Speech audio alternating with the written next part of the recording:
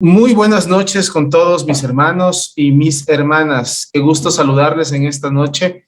Qué gusto verles. A muchos de ustedes no los había visto bastante tiempo.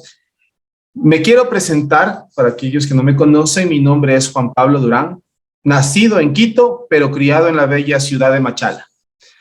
Pertenezco al grupo de oración Jesús es mi pastor, aquí en el Valle de los Chillos, y junto a mis hermanos sirvo en el Ministerio de Evangelización Digital San Lucas.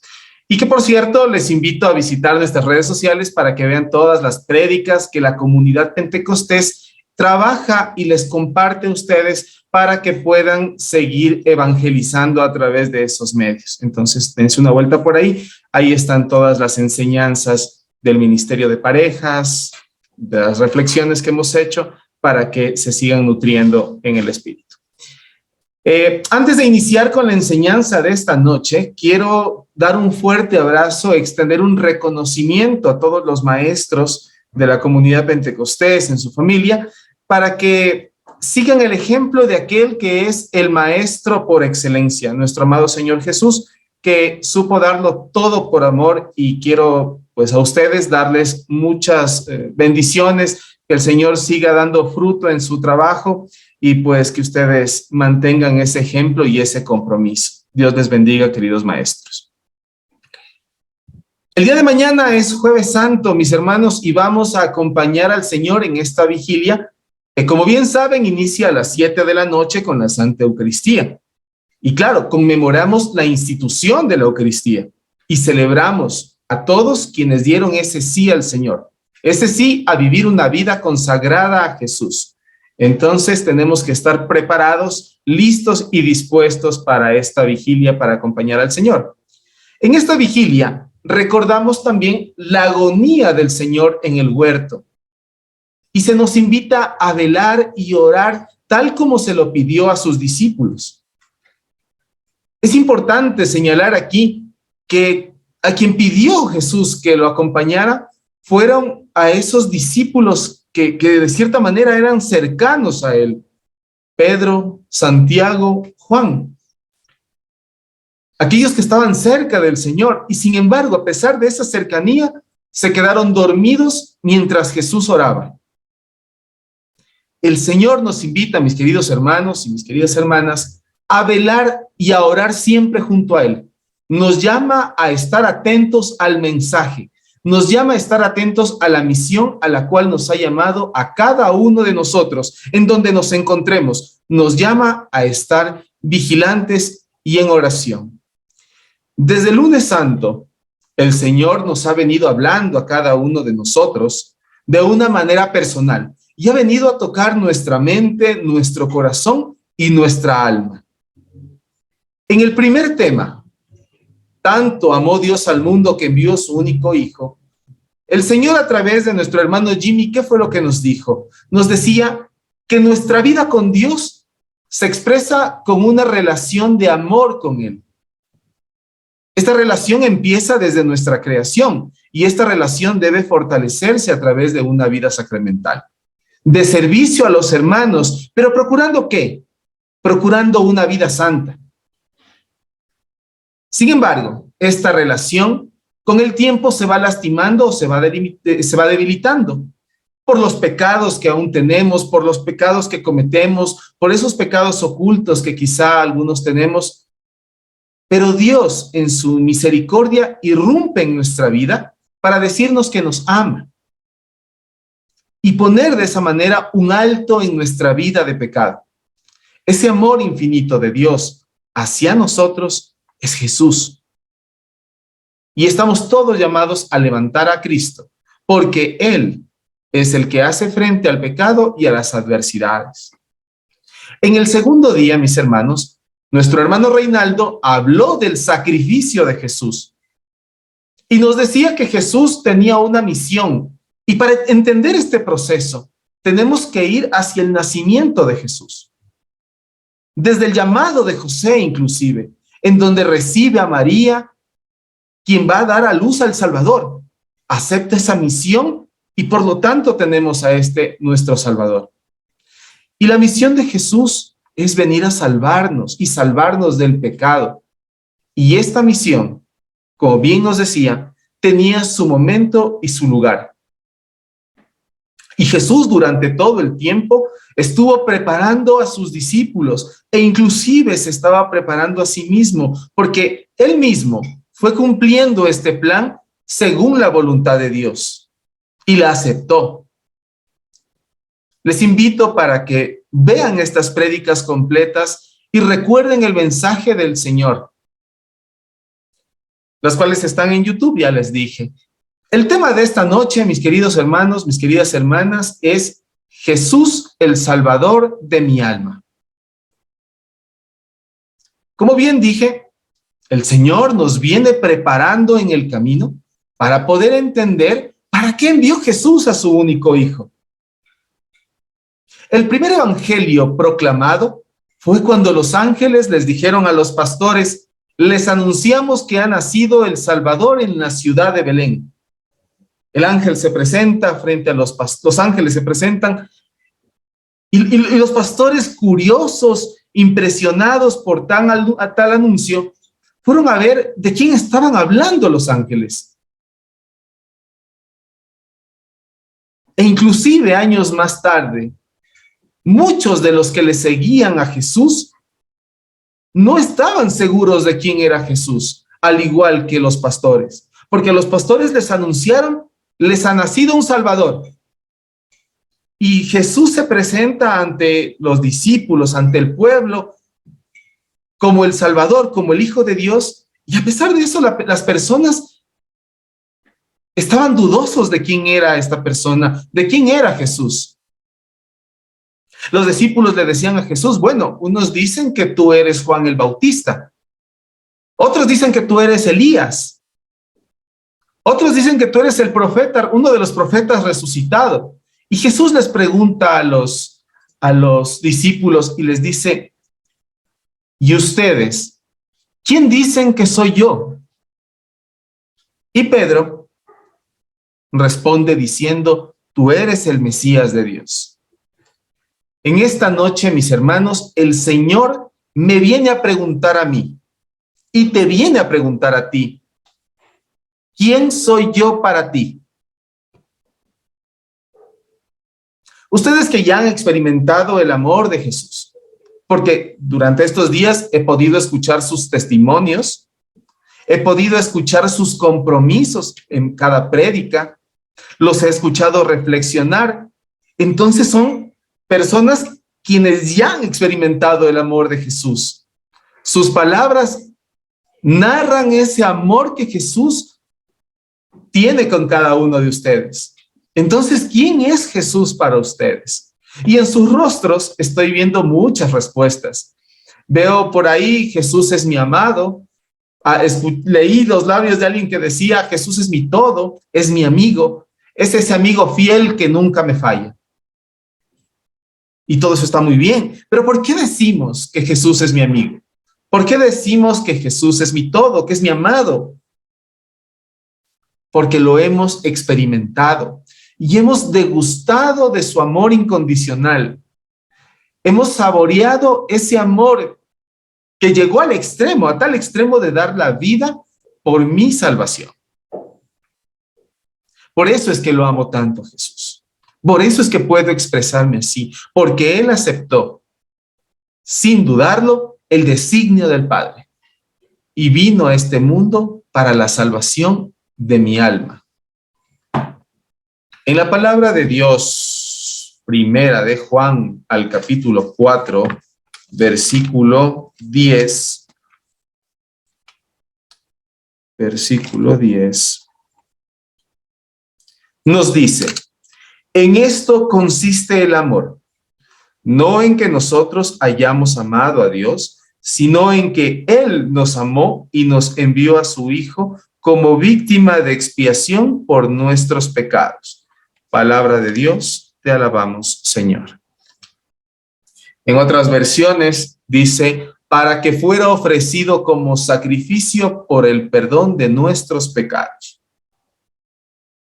Entonces, mis hermanos, hemos sido salvados por la gracia de Dios y no por nuestras obras. Nosotros no tenemos nada por qué gloriarnos y debemos estar claros en una cosa.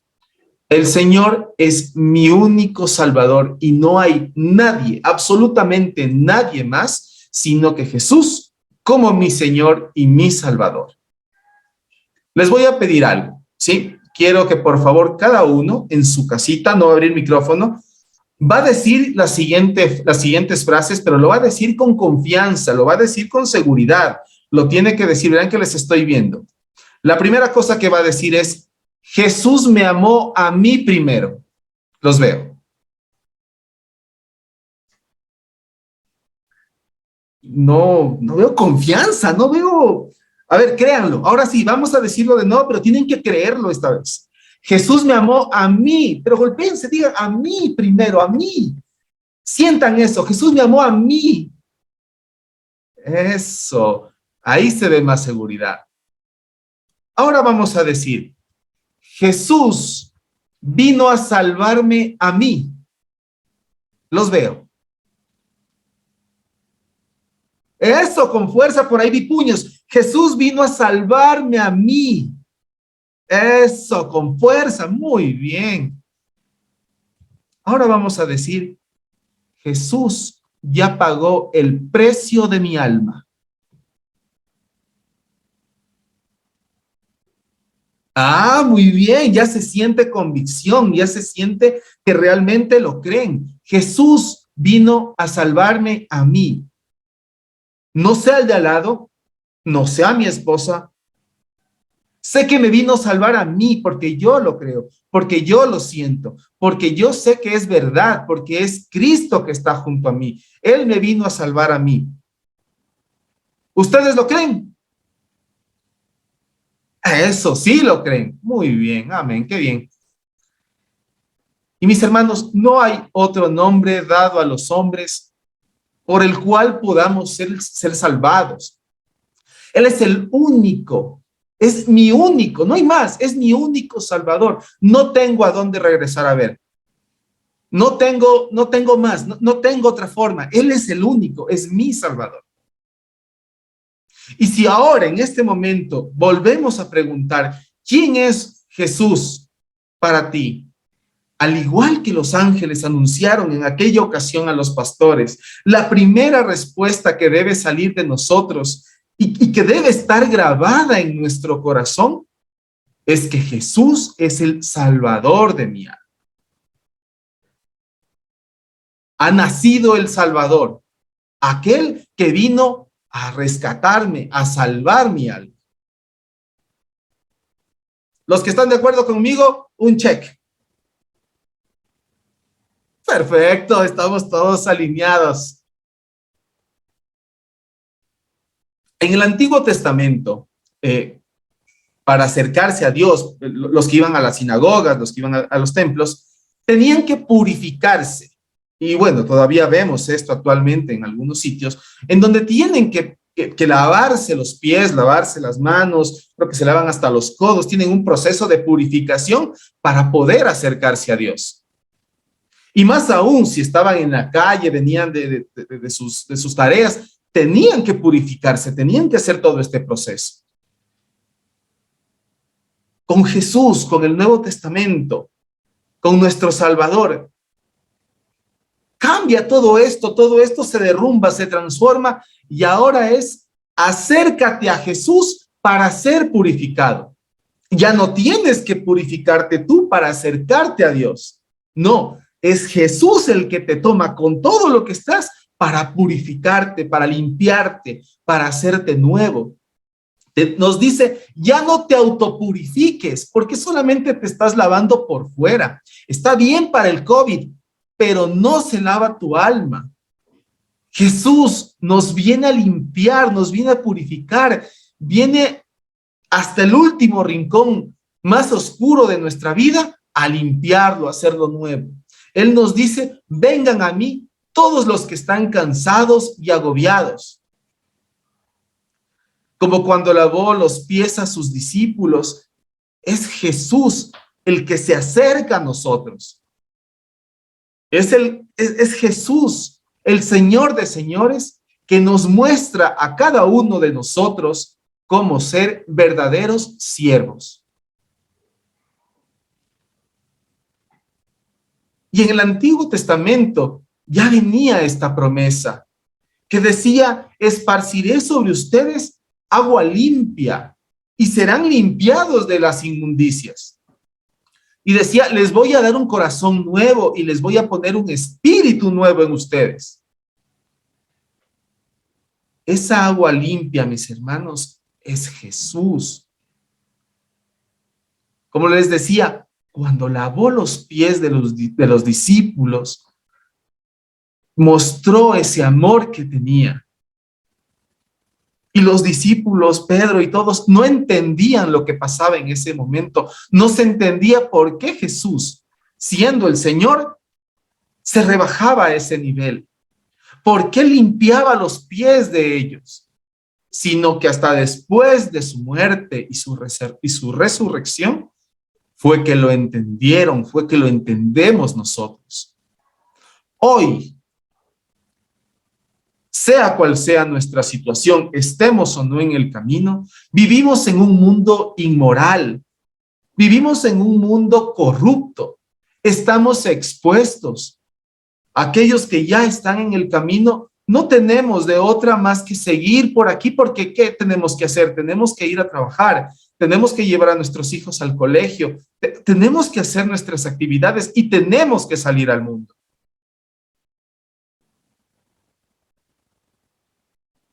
Y el Señor nos dice: yo te lavo, yo te limpio, yo restauro tu alma.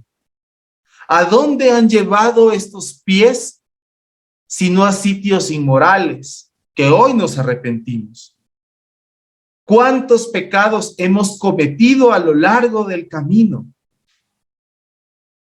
Y yo no sé cómo esté tu alma en este momento, mi hermano, mi hermana. Yo no sé cómo te encuentres tú. Yo no sé si seguimos en el vicio del alcohol, o si seguimos mintiendo, o si seguimos en adulterio, o seguimos viendo pornografía. Yo no sé. Lo que sí sé es que si en esta noche usted está aquí, si durante estos días usted ha estado escuchando esta prédica, estas enseñanzas, es porque le está escuchando al Señor y está escuchando el mensaje de que el Señor viene a lavar y lo viene a purificar, porque necesita lavar su alma, necesita restaurarlo. Necesitamos ser salvados por Él. Y como les dije, a pesar de estar en el camino y de conocerlo al Señor, caemos y volvemos a caer. Hemos escuchado ya las prédicas que nos dieron nuestros hermanos sobre los pecados. Pero Jesús, en su infinita misericordia, nos viene a limpiar. Nos viene a lavar los pies nuevamente. ¿A través de qué? De la reconciliación, donde abrimos otra vez nuestra alma y le decimos al Señor en el confesionario: Señor, lávame tú. Ya, yo no puedo. Porque Jesús vino por nosotros, los pecadores, por los que vamos caminando y nos caemos de nuevo. Y Él nos levanta otra vez y nos vuelve a limpiar. Cuando Jesús venía caminando sobre las aguas, ¿recuerdan aquel momento en que el Señor venía por las aguas y sus discípulos estaban en la barca y no lo distinguía bien, y a lo lejos estaban asustados, estaban con miedo? Y alguien le dice, el más joven de ellos, ¿no? Le dice: es el Señor, es el Señor. Y Pedro lo alcanza a ver: sí, yo también creo que es el Señor. Y le dice: Jesús, si eres tú, manda que camine hacia ti. Y Jesús le dice: ven, Pedro, ven para acá. Y Pedro, ¡tas!, que salta de la barca y sé que camina sobre las aguas. Y va avanzando Pedro, pero ¿qué pasa? Pedro comienza a hundirse. Pero Pedro es pilas. Pedro no se hunde junto a la barca. Pedro se hunde junto al Señor y le dice, Señor, sálvame tú. En cada episodio de la vida de Jesús, hablamos siempre de que Él es el Salvador. Pedro le dice, sálvame, Señor, porque no me puedo salvar solito. Hace algún tiempo atrás yo escuchaba una prédica de Pepe Prado. Para los que no sepan, Pepe Prado es un predicador católico. Y Pepe Prado, en una enseñanza, le decía a la audiencia, y le preguntaba a la audiencia, y le decía, ¿Jesús sabía nadar o no sabía nadar? Hagamos el mismo ejercicio. ¿Ustedes qué piensan? ¿Jesús sabía nadar o no sabía nadar? Los que están de acuerdo que sabía nadar, pongan así. Los que digan que no sabía nadar, hagan así.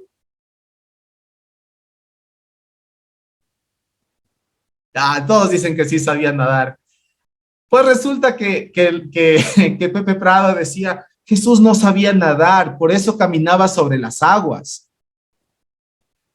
Lo importante de esto es que Pedro era un pescador, su profesión era estar en aguas abiertas. Y claro, él sabía nadar, tenía esa profesión. Imagínense un pescador que no sepa nadar. Y lo importante de esto es que el que sabe nadar le dice al que no sabe nadar, sálvame tú. Ahí está nuestra fe. Ahí es donde reside nuestra fe. Porque tú, Señor, tú eres mi Salvador. A ti es al que me entrego. Y por lo tanto yo me entrego, yo me abandono en tu misericordia. San Pablo nos dice que Dios es rico en misericordia. Y por ese gran amor que Él nos tiene, cuando estábamos muertos a causa de nuestros pecados, fue Dios quien nos hizo revivir con Cristo. Pero atentos porque como dije anteriormente, hemos sido salvados por la gracia de Dios, por el amor que Él nos tiene, no por nuestras obras. Y algunos de ustedes me dirán, ok, ya, entonces significa que ya no tengo que hacer nada, ya no tengo que hacer obras, ya no tengo que hacer obras de misericordia, ya no tengo que servir, ya no me tengo que comprometer, porque ya estoy salvado. Porque ya Pablo nos dijo que hemos sido salvados por Cristo, entonces ya no tengo que hacer más allá. Pablo nos dice que ya no hay condenación para los que están con Cristo, pero somos colaboradores del Señor.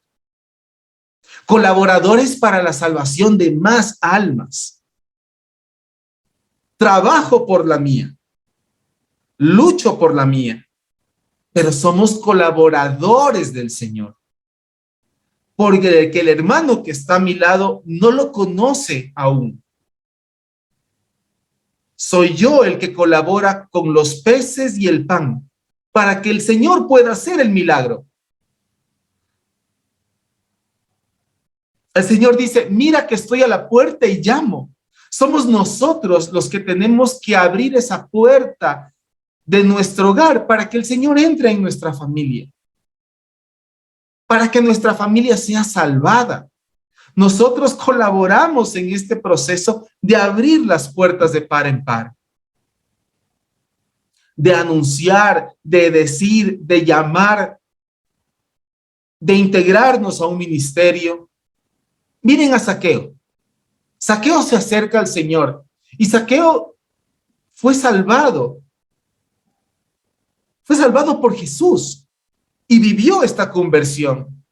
Y Jesús le dijo, conviene que hoy me quede en tu casa. Y la salvación ha llegado a tu casa. Y en esta noche viene a decir a cada uno de nosotros, la salvación ha venido a la casa de la familia Plazarte. La salvación ha venido al hogar de la familia Recalde.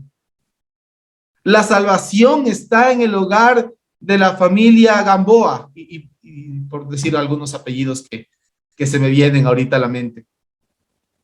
Abrimos las puertas de nuestro hogar para que el Señor entre. Gracias a que la familia López abrió las puertas de su hogar. Muchos de nosotros pudimos conocer a Jesús. Es el momento de que usted también abra las puertas de su hogar, comprométase, sirva a los hermanos y presente a ellos ese amor que el Señor ha derramado sobre usted. Sea ese colaborador de la obra del Señor, para que así más almas sean salvadas, para que este camino pues sea juntos, como hermanos, un camino de amor, de salvación.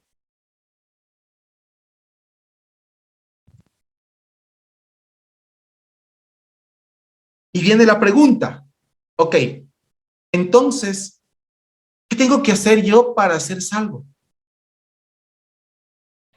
¿Cómo debo proceder? ¿Qué es lo que tengo que hacer para salvar mi alma? Listo, ya sé que mi Señor es mi Salvador y que Él viene a salvar mi alma. Ahora, ¿qué es lo que tengo que hacer? En Romanos 10, capítulo 10 al versículo 9,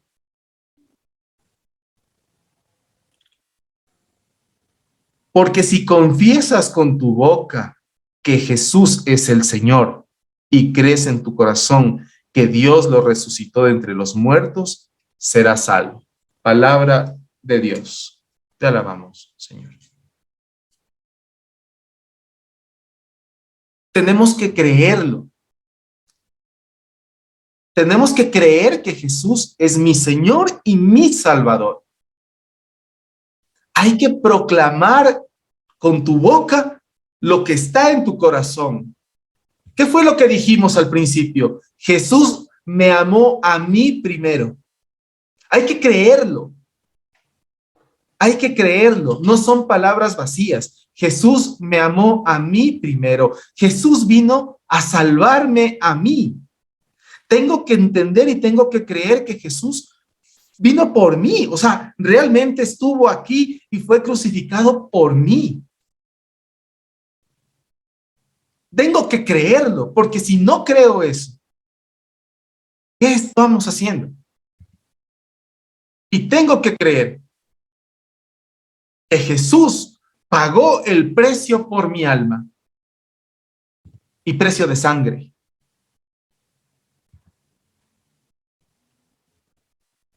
Mis hermanos, yo ya no me pertenezco a mí mismo, dice. No le pertenezco ni a mis pasiones, ni al pecado. No, le pertenezco a Jesús, quien es mi Señor y mi Salvador. Como a Pedro, no me salvo yo. Tenemos que pedir el auxilio del Señor y decir, Señor, sálvame tú. No me puedo autosalvar, no me puedo autopurificar, no me puedo autoalabar. Ven tú y sálvame. Pedro, tú no te salvas solito. No te puedes sacar de tu miseria. Es Cristo, en su gloria, en su poder, quien nos libera y nos limpia. Y no basta, hermanos, no basta con creer en Dios, sino que creo y le creo a Dios y creo en su plan de salvación. Repito, no basta con creer en Dios, porque hasta el diablo cree en Dios, sino que le creo a Dios, le creo a Dios. Creo en el plan que Él tiene para mí y me abandono en Él.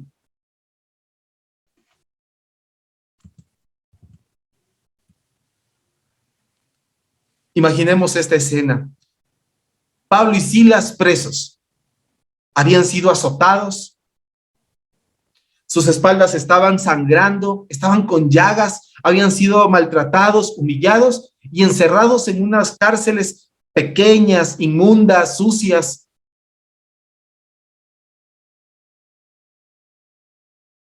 Y a pesar de esta injusticia, a pesar de lo que estaba ocurriéndoles, ¿qué estaban haciendo Pedro y Silas? Ellos estaban orando. En esa cárcel en la que te encuentras en este momento, tu crisis financiera, tu crisis matrimonial, esa enfermedad, ¿qué alternativa tenemos? ¿Hacia dónde tienes que mirar? hacia Cristo, orar y proclamar que Él es el Señor y nuestro Salvador. Y dice, y sigue la narración diciendo que los presos los escuchaban, porque nosotros somos testimonio de ese amor del Señor. Porque ahora sabemos que Jesús ha venido a salvar nuestra alma y que somos colaboradores de esa obra. Y que nuestra boca alaba al Señor. Y que los demás nos ven y que los demás nos escuchan. Y que al principio nos pueden llamar raros, nos pueden llamar locos, pero al final terminan contagiándose de ese amor. Pero si tú vas por la calle cabizbajo, meditabundo, y te preguntan, ¿y cómo ha estado? ¿Cómo ha pasado? Aquí viviendo para no ser soberbio. ¿De qué Cristo estamos hablando? ¿A qué Cristo estamos proclamando? Nuestra actitud tiene que ser otra. Nuestra actitud tiene que ser, yo soy el Hijo de Dios. Aquel que envió a su Hijo, miren qué tan importante soy, que Dios envió a su Hijo para salvar mi alma. Miren cuánto me ama el Señor. Envió a su Hijo amado, para salvar mi alma. Mi rostro, mi cara, mi porte, tiene que estar acorde con lo que creo. Cristo, Jesús, vino a salvarme a mí.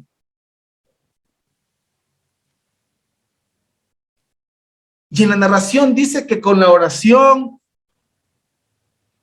hubo un terremoto tan fuerte que se derrumbó la cárcel y que las puertas se abrieron. El Señor está limpiando nuestras heridas, sacude nuestros cimientos, seca nuestras lágrimas.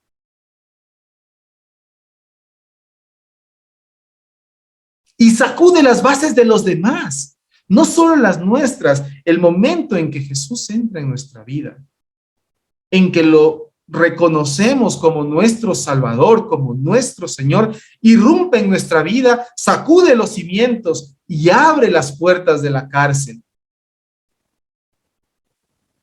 Los demás lo ven, los demás lo escuchan y se contagian de ese amor.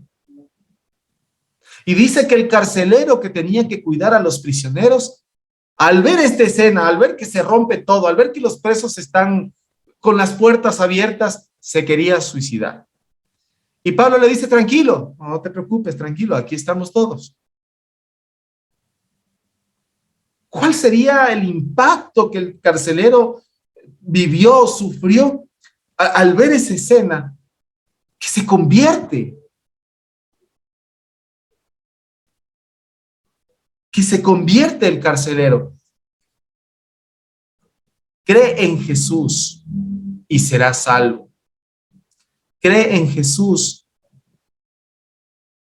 y podrás entender lo que significa que tu alma ha sido salvada.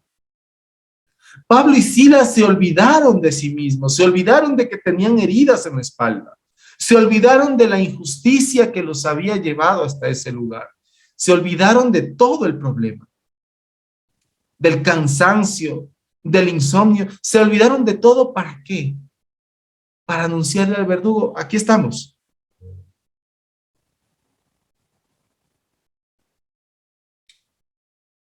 Aquí estamos. El Señor nos invita a cada uno de nosotros, mis queridos hermanos, y nos dice, sean ustedes aquellos que con su ejemplo, con ese amor que han recibido, inunden a los demás, contagien a los demás de ese amor. El Señor nos invita, nos llama personalmente a abrir las puertas de nuestro hogar para ser colaboradores de Él en esta obra de salvación, en este trabajo de salvación.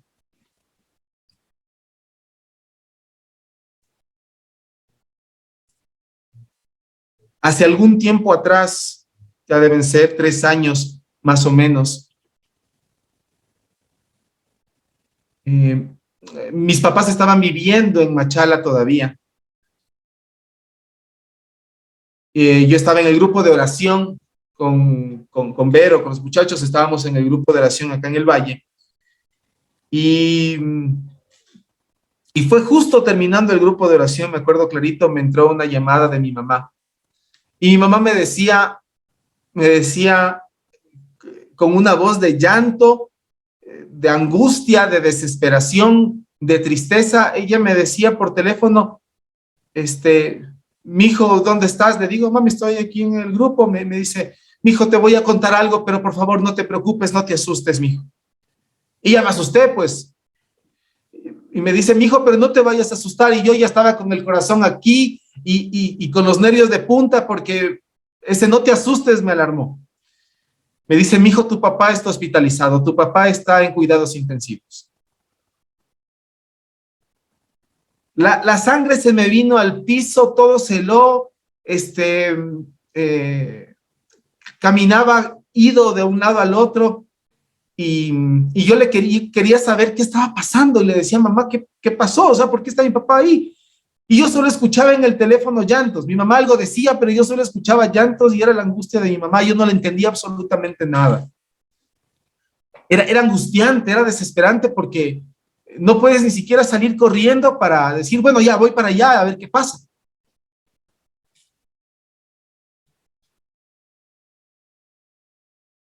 Me cuenta después con más calma mi mamá que mi papá había sufrido un paro respiratorio producto de un coágulo que se había alojado por los pulmones. No había podido respirar y obviamente le causa un desmayo y lo habían llevado de emergencia al hospital. Mi hermano lo había cargado, lo habían llevado en un carro y lo llevan de emergencia a un hospital.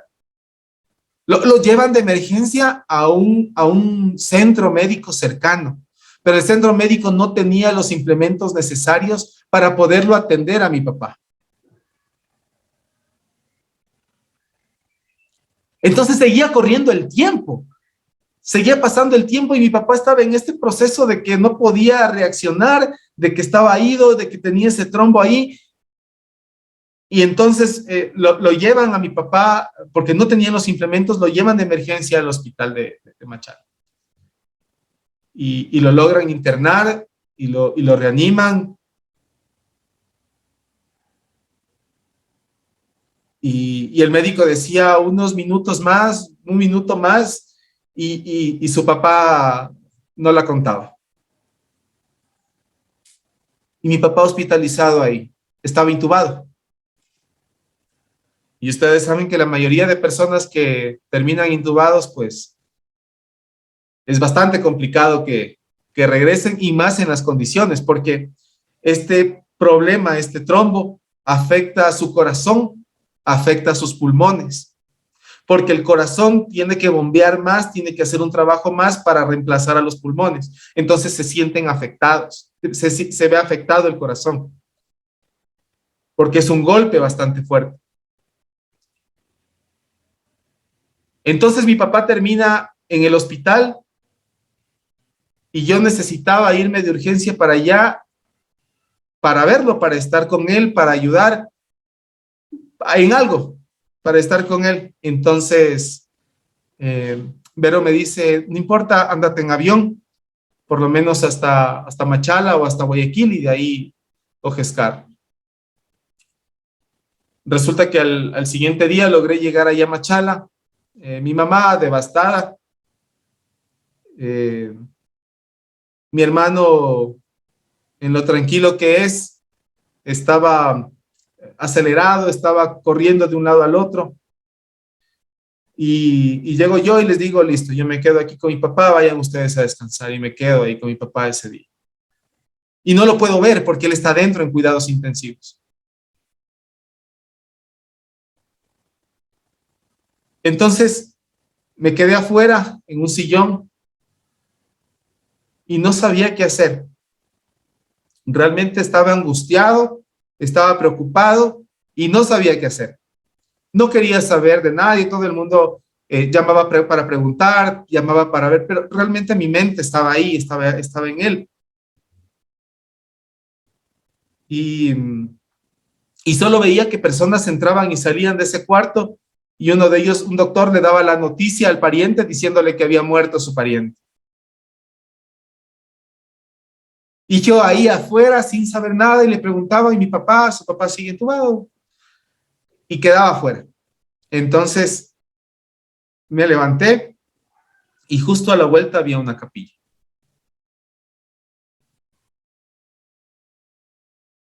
Y no había nadie, la verdad, y me senté a orar y recordaba, ¿no? Recordaba eh, justamente todo lo puedo en Cristo que me fortalece. Y, y recordaba, ¿no? Qué bruto, no eres tú, es el Señor. Así que tranquilo, ponte a orar. Y pasaban los minutos, pasaban las horas y me sentía confortado. No tenía noticias de mi papá, no sabía qué es lo que estaba pasando ahí adentro. Nadie me decía ni buenas ni malas noticias, todo seguía igual. Pero yo estaba tranquilo. Y habían personas que estaban angustiadas y que se sentaron ahí. Y de repente conversamos con las personas que se sentaban y comenzábamos a conversar. ¿Y a quién tiene ahí adentro? Y conversábamos nuestras penas. Y por algún motivo les digo, sí, yo estoy en un grupo de oración en la comunidad, allá en Quito. ¿No quiere usted orar por mi mamita que está ahí hospitalizada? Y nos fuimos a orar por la mamita de las señoras que estaban ahí. En la tarde de ese día me permitieron entrar a ver a mi papá.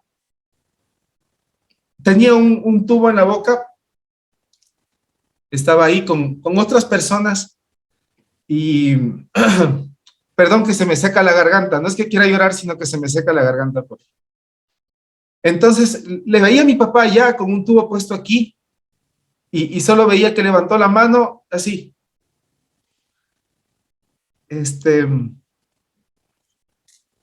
y dije, Señor, es tu obra, tú eres el Salvador. Porque inclusive me dijeron, Juan Pablo, ¿quieres que consigamos un sacerdote? O sea, yo sé que sí, yo sé que está bien, pero que te digan, ¿quieres que te... Yo sé que es para darle la extrema unción y a veces uno dice, no, se están esperando que se muera mi papá. Entonces yo sé y entendí en ese momento que es el Señor y pase lo que pase en ese momento, lo que sea que hubiera pasado en ese momento, es la obra del Señor. Y yo sabía que las oraciones, la intercesión, nosotros iban a hacer que su alma sea salvada. Yo estaba seguro de eso. Hablé con el doctor después de eso y el doctor me dio el peor escenario. Nunca me dijo el mejor, siempre me habló del peor escenario. Y le dije, no hay problema, doctor. Muchas gracias por lo que usted me dice. Salí de ahí, sí salí preocupado porque me dio el peor escenario, pero le seguí pidiendo al Señor que sea lo que Él quiera. Al siguiente día, después de eso, nos dieron la noticia de que mi papá iba a ser dado de alta, de UCI, lo iban ya a pasar a piso, lo iban a, porque ya había pasado el peligro. Y más tarde me enteré que la señora por la que oramos también le dieron de alta y le mandaron a piso. Entonces, yo le doy la gloria a Dios, le doy la gloria a Él, porque yo digo, a veces uno siempre espera del Señor lo mejor, o sea, uno quiere que las cosas se hagan como uno quiere, como uno espera. Pero pudimos orar por una persona que no conocía. Eh, Mi papá vio en mí una conversión real. Y yo sé que sea lo que sea que pase o lo que se venga, sí va a doler.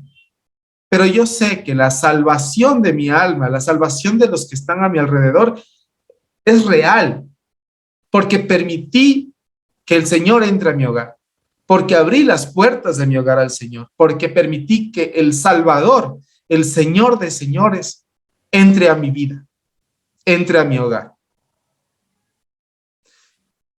En esta noche, mis queridos hermanos, yo los invito a que de verdad creamos en Él, en su mensaje, porque Él es real, está vivo y está con nosotros. Porque Él quiere hacer cosas grandes y maravillosas con cada uno de nosotros. Ya les dije, desde el lunes nos ha venido preparando. Desde el lunes nos ha venido preparando el Señor. El día de mañana, el Señor tiene una sorpresa para nosotros. A las 7 de la noche tenemos que estar. Los que se van a conectar por Zoom, conectados por Zoom. Los que se van a ir a la iglesia, a misa, pues vamos a misa, porque a eso nos llama el Señor. A estar presentes junto a Él, a estar con Él. Y una vez que cumplamos con la Santa Eucaristía, que estemos ahí, que hagamos adoración y que oremos y que estemos vigilantes con Él, juntémonos en esta vigilia, mis hermanos, e invitemos a más personas para que conozcan ese amor del Señor y pongan su mejor rostro, pongan su mejor pinta, su mejor cara, mis queridos hermanos, porque los demás nos están viendo, porque los demás quieren saber por qué es que el hermanito está tan guapo cada vez que va al grupo de oración. ¿Por qué se peina la hermana cada vez que va a las parejas, aunque sea por Zoom? Quieren saber por qué. Quieren entender el por qué. Y la única manera es que usted se los demuestre con hechos. Y que esto sea, mis queridos hermanos y hermanas, para gloria de Dios.